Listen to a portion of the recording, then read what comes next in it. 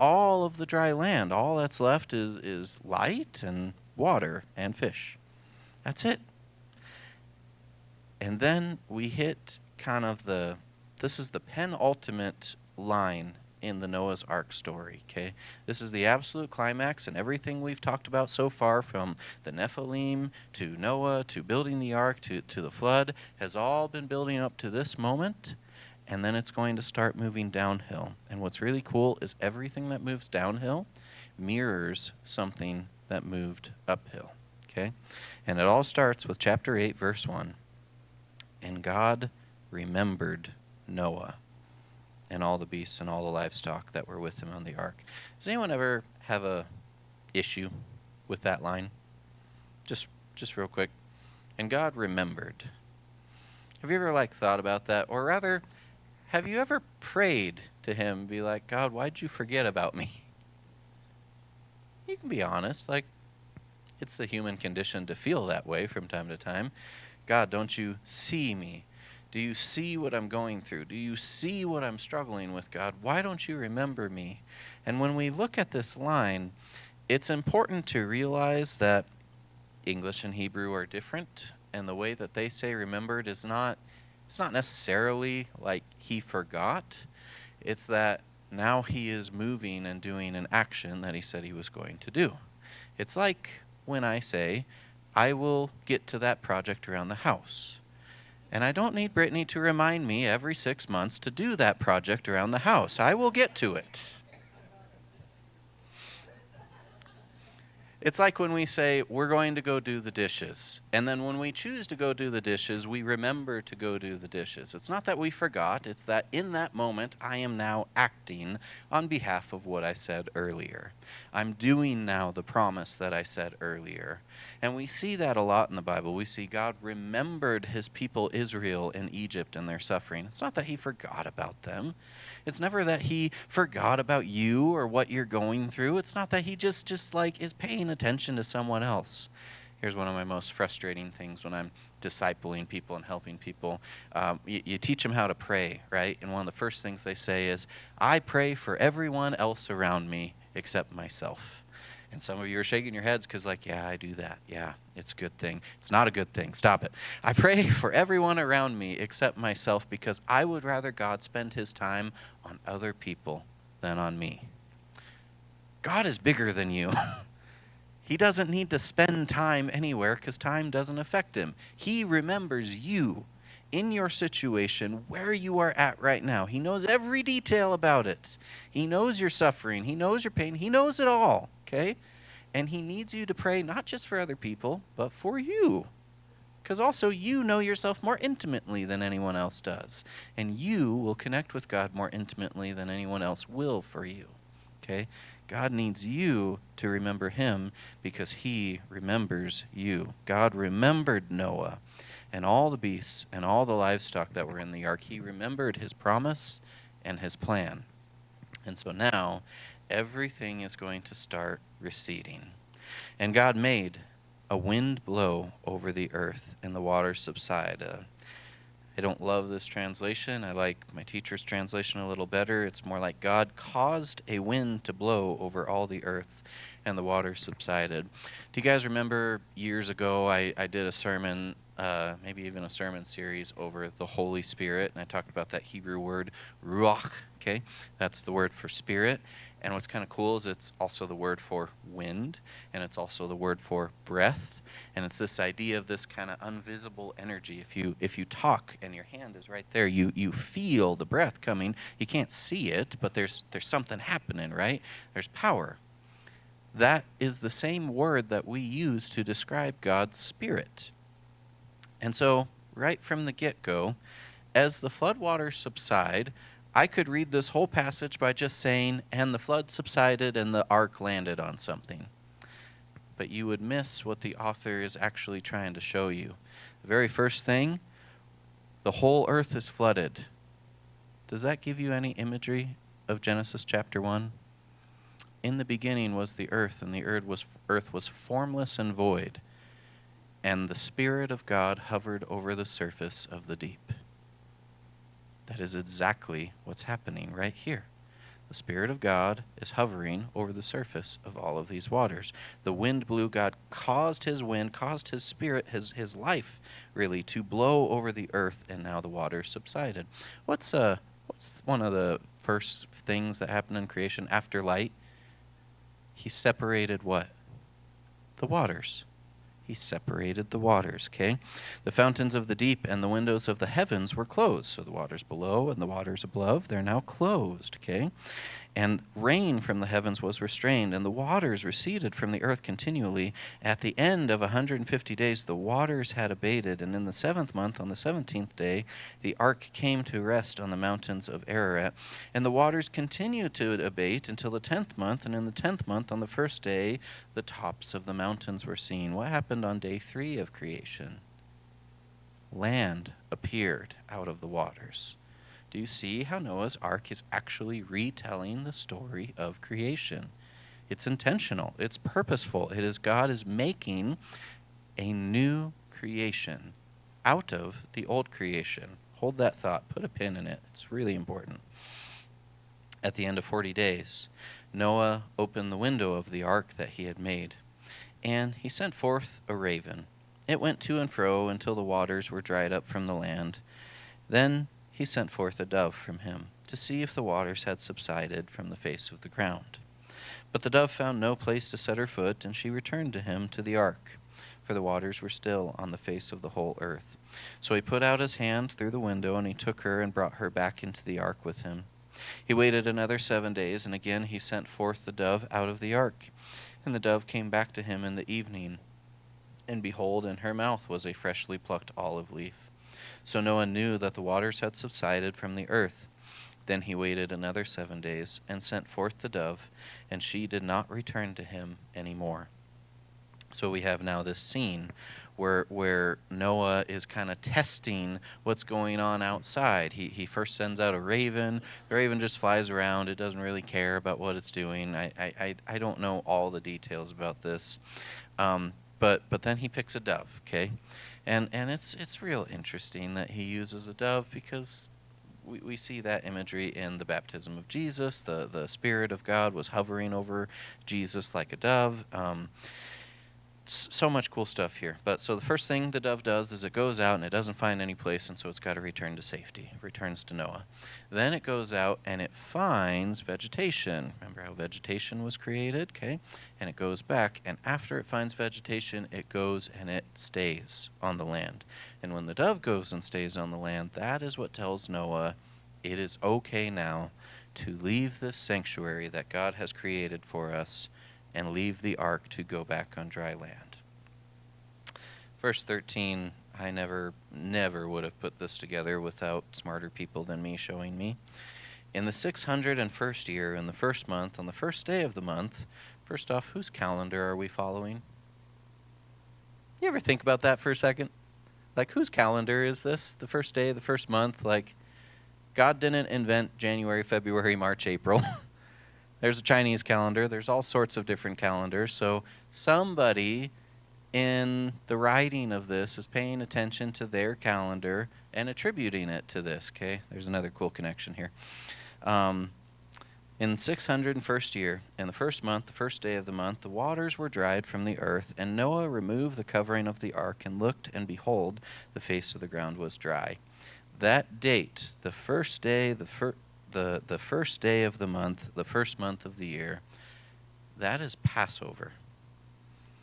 In the New Testament, in the Old Testament, the law, that is Passover. That is the celebration of them escaping Egypt. That is the time that Jesus was crucified. All of this all points to the same type of calendar dates. It's almost like the Bible is connected. Crazy, right? It's not just this made-up book that they, a bunch of people threw together. In the 2nd month, on the 27th day of the month, the earth had dried out. Then God said to Noah, "Go out from the ark, you and your wife and your sons' wives with you. Bring out with you every living thing that is with you, of all flesh, birds and animals and every creeping thing that creeps on the earth, that they may swarm on the earth and be fruitful and multiply. All of this, exactly the same language as creation. Here's all the animals. They've all come before you, Noah, just like all the animals came before Adam to be named. Now send them all out, all of you, the birds, the animals, the creeping things, so that they can be fruitful and multiply, and you be fruitful and multiply. He's telling him all the same things he told Adam. So Noah went out, and with his sons and his sons' wives, every beast, every creeping thing, every bird, everything that moves on the earth went out with families from the ark. If you compare this to their going in the ark, everything's in the same order. In the order they went in the ark is the exact same order they came out of the ark. Really cool nerd stuff. And then we get to the first covenant in the Bible. Okay, covenant is a contractual promise between two parties. This is the first covenant in the Bible. It's usually, I do this for you if you do this for me. But this one's different. In verse 20, then Noah built an altar to the Lord and took some of every clean animal and some of every clean bird and offered burnt offerings on the altar. And when the Lord smelled the pleasing aroma, the Lord said in his heart, I will never again curse the ground because of man, for the intention of man's heart is evil from his youth. Neither will I ever again strike down every living creature as I have done. While the earth remains, seed time and harvest, cold and heat, summer and winter, day and night, they shall not cease. Okay, let's just kind of pause here for a quick second. There's a couple things I want to point out. I'm trying to decide which order I want to point them out. Let me just ask, has anyone ever been curious about the whole Mount Ararat thing? Like, where is the ark? All right, my wife's hand came up. A couple of hands came up. Okay, let's just talk about that real quick. There's a map in your Bibles. You can probably actually look it up. There are a group of mountains called the Ararat Mountains. They're in kind of southern Turkey, right north of the Euphrates and the Tigris River, okay, in the mountains above this just super flat river bottom delta. That's where all the farming and the original city showed up.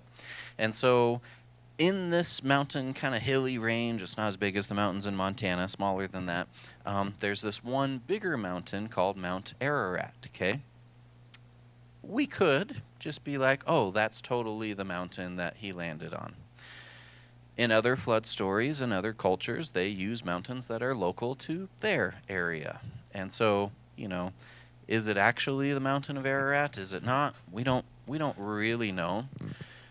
What is really interesting is the word Ararat is one letter off of the word for curse. Okay? What is cursed in the Bible?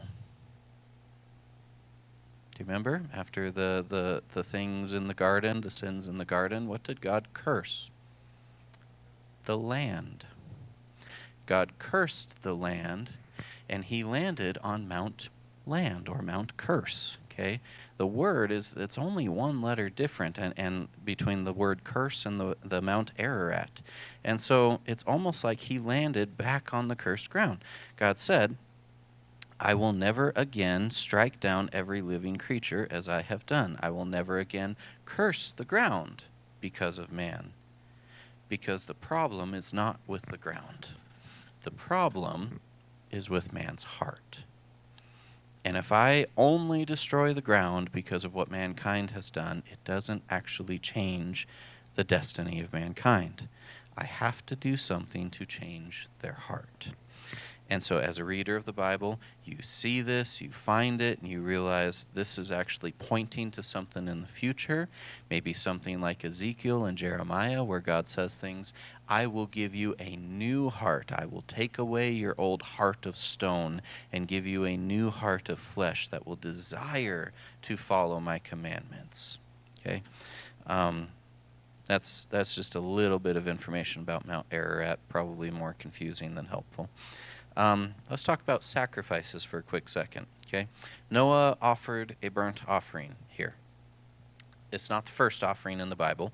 First offerings we know were, Cain and Abel. They came before the garden and they offered before God. This one of them offered, here's my vegetable offerings and my grain offerings, my fruit offerings. By the way, not bad offerings. Nothing wrong with them. And then Abel offered the first fruits of his flocks, okay? It's not that the animals are better than the grain. It's that Abel was offering his best, the first fruits, okay? What's interesting about a burnt offering is it is the most sacred of offerings in a Bible. In the Bible. The reason why is how most offerings actually worked was not to be wasteful. So you would come, okay, I'm a good Jew, and so I come to the temple, and I'm doing my one offering of the year. And I give my offering, the priest takes it, he kind of, he slaughters the calf, or he slaughters the lamb, or whatever, and he puts it on the altar, and we do our little offering prayer thing. And then they take a portion of it, about 10%, and that's the priest. That's for them to use. And then the people get about 90% of their offering back. And they're supposed to eat it and be happy and be merry with it. The whole idea is we're not going to be wasteful. We're showing this kind of as a symbol to what's going on, and God is going to bless it. The only offering that is different, that does not follow this formula, is the burnt offering. In the burnt offering, everything is burned. Everything is gone. Everything is given to the Lord. And it is this idea that this is the greatest sacrifice offering, because I get nothing in return, and I give God everything that I have here. And this is the first offering. And now notice, God knows everything. He knows what he's going to do, but it does seem like in response to this offering is why God says what he says. When the Lord smelled the pleasing aroma, the Lord said in his heart, I will never again curse the ground because of man, for the intentions of their heart are evil from their youth. Let's jump down to chapter 9 now, okay? I know we're moving super fast today, but the story just kind of moves super fast. And so God blessed Noah. God blessed Noah, and he blessed his sons, and he said to them, be fruitful and multiply and fill the earth. Now here's the command I gave to your forefathers, Adam and Eve. The fear of you and the dread of you shall be upon every beast of the earth, and upon every bird of the heavens, upon everything that creeps on the ground, of all the fish of the sea. Into your hand they are delivered. So, Bible's pro-hunting. Yay. Every moving thing that lives shall be food for you. And as I give you the green plants, I give you everything. But you shall not eat flesh with its life, that is, its blood. And for your lifeblood I will require a reckoning. From every beast I will require it from man. From his fellow man I will require a reckoning for the life of man. Whoever sheds the blood of man, by man shall his blood be shed. For God made man in his own image.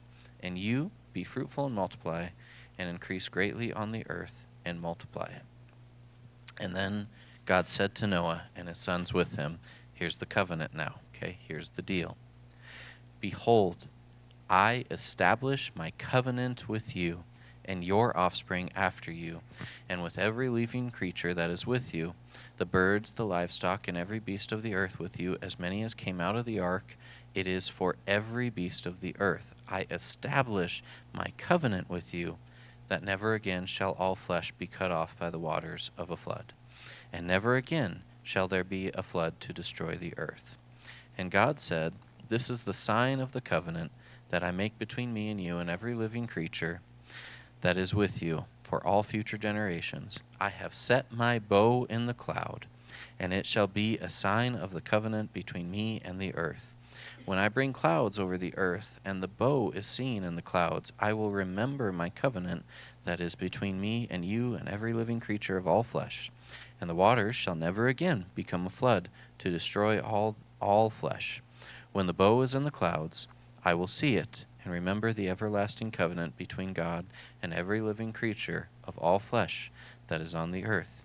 God said to Noah, this is the sign of the covenant that I have established between me and all flesh that is on the earth. Okay, let's pause there.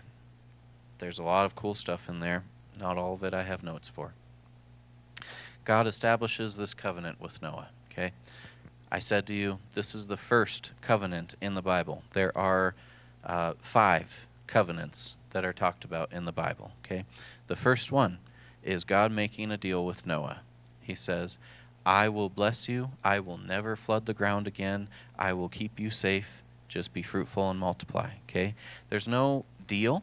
There's no conditions of this covenant. There's no, and you do this for me unless you count, be fruitful and multiply, which is a pretty sweet deal if you ask me. Just go live your life and I will bless you. Great. Thanks, God.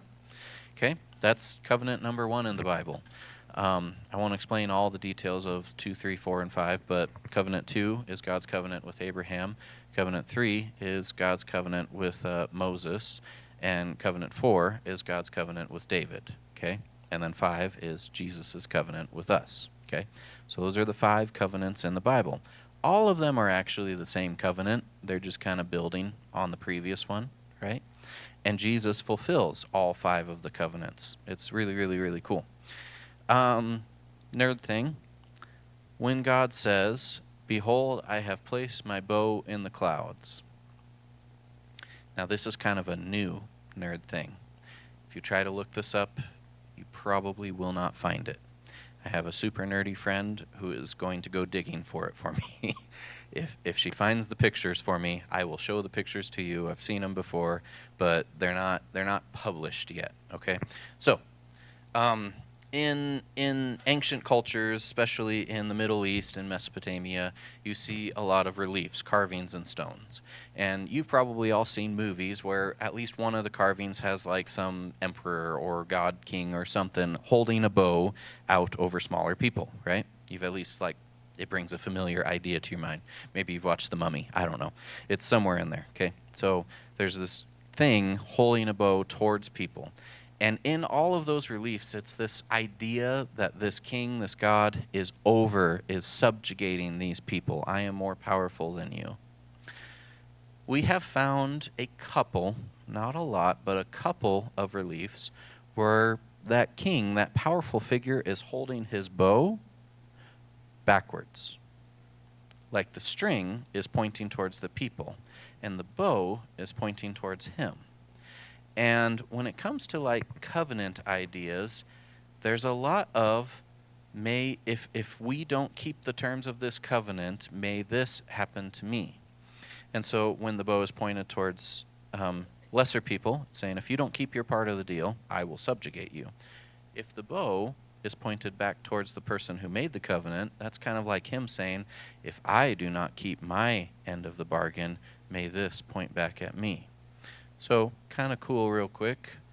If you think of the rainbow as an actual bow, like a bow and arrow, where is it pointing? Is it pointing down towards earth? No, it's pointing towards God. It's God saying to us, if I were to flood the earth again, may this bow strike me. It's just kind of it's a newer idea. You don't have to preach it. You don't even have to keep it. Just keep it in your mind.